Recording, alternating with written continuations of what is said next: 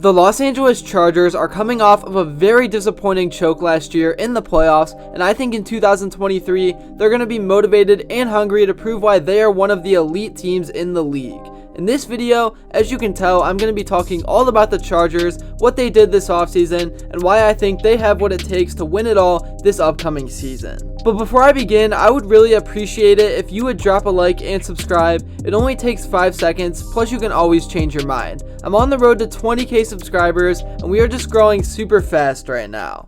Alright, so starting off, I gotta talk about Justin Herbert because he had another incredible season last year and continues to be, in my opinion, one of the top 5 quarterbacks in the league. Some of the throws this guy makes are absolutely unreal, and I am just blown away every time I watch him play. I do think the Chargers are being slightly held back by their head coach Brandon Staley though, and a lot of people were calling for him to be fired after the debacle in the playoffs where they seemingly dominated the Jaguars in the first half before blowing a 27-0 lead in one of the most disappointing and crazy chokes I think I have ever seen in all the years I've ever watched football. He at times gets overly aggressive and will put them in bad positions with this, such as going for it too much on his side of the field and causing them to be in bad field position as a result of him. He also is a defensive-minded head coach, and I think that Herbert would just work better with an offensive type of guy. But since Staley did bring this team to the playoffs last year, I think it's only fair that he gets another chance this season. Now moving on to the rest of the offense, which consists from top to bottom one of the top receiving rooms in the league when they are actually healthy, which unfortunately was not always the case last year. They have Keenan Allen, who had 750 yards and 4 touchdowns in just 10 games last season, and he did not even play the full game in all 10 of those, so those numbers are very good for the little amount of time he was out there. Next, they have Mike Williams, who is one of the best contested ball catchers in the entire league, who had close to 900 yards and 4 touchdowns in just 13 games last year. They also spent a first-round pick on TCU's Quentin Johnston, who is one of the best wide receivers in all of college football and will fit very well with this offense. Finishing out the room, they have Joshua Palmer, who stepped up last season in some key roles while players were missing, and then Jalen Guyton, who is a deep threat who can take the top off of defenses. Now moving on, I gotta talk about one of the top fantasy football stars and one of the best rushing and receiving combination backs in the league, Austin Ekeler. There was a point in time this offseason where Austin Ekeler wanted to be traded out of Los Angeles, but things eventually worked out and he will be back with them for another year. Ekeler is an incredibly talented back who had 18 total touchdowns last year and is just very versatile and gets anything done on the field, whether it's in the run game or the pass game, and I cannot wait to see how new offensive coordinator Kellen Moore uses him in his offense. Also, the Chargers offensive line is very solid and ranked among the top 10 on PFF last year and should do another good job this year in protecting Herbert and creating holes in the run game. They also have a very capable and solid tight end in Gerald Everett who will help them out as well. And all in all, the Chargers offense is loaded with talent, and hopefully Kellen Moore can put it all together and lead them to be one of the most high-profile offenses in the league.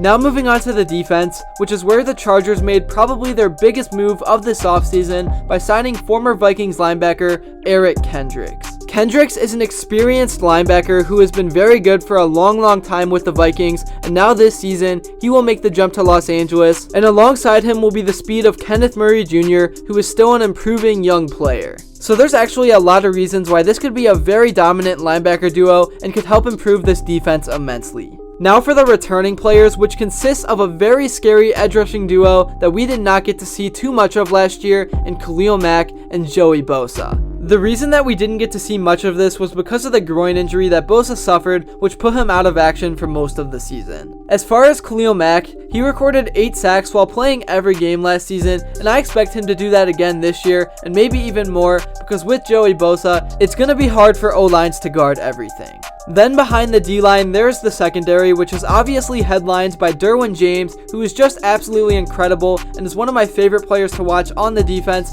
and in my opinion is the best safety in the entire league, as he is very good in both the run game and coverage game, and even gets some sacks from time to time. Opposite of him will be Alohi Gilman, who will have to fill the role of retired Nasir Adderley. As far as the corners, it will be JC Jackson, who will have to find a way to get back to the way he played in New England. Even though he basically missed all of last season with an injury, he was still slightly disappointing in the time he was out there, but he is still a very talented corner with great ball skills, and I am not worried about him at all. Then there's Asante Samuel Jr., who had a pretty solid season last year and should look to take an even bigger jump this year. Then there's also Michael Davis, who is a big physical corner and led that position with 15 pass deflections last year. So those three should make up a pretty solid cornerback room under Staley. One unfortunate thing for the Chargers is that they will probably never win their division due to the fact that Patrick Mahomes and the Chiefs are in it, and they will probably be the favorites in the AFC West for as long as he is there.